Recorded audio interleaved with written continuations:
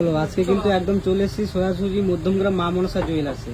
আর কিছুদিন আগে কিন্তু এসে আমি তোমাদেরকে ভিডিওতে দেখিয়েছিলাম, অনেক কাস্টমার এসে পাশার কালেকশন পাইনি, ঘুরে গেছিল। আর আজকে কিন্তু দিদি একদম দাঁড়িয়ে আছে পাশার কালেকশন নিয়ে।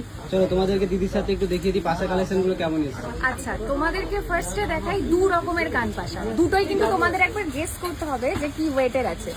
আমি একটু গেস করবো। একদম গেস উপরেরটা করো তো তো। একদম মানে 5 গ্রাম আছে, আর নিচেরটা তো 2 গ্রাম 3 গ্রাম হবে। উপরেটা 5 গ্রাম আছে শিওর?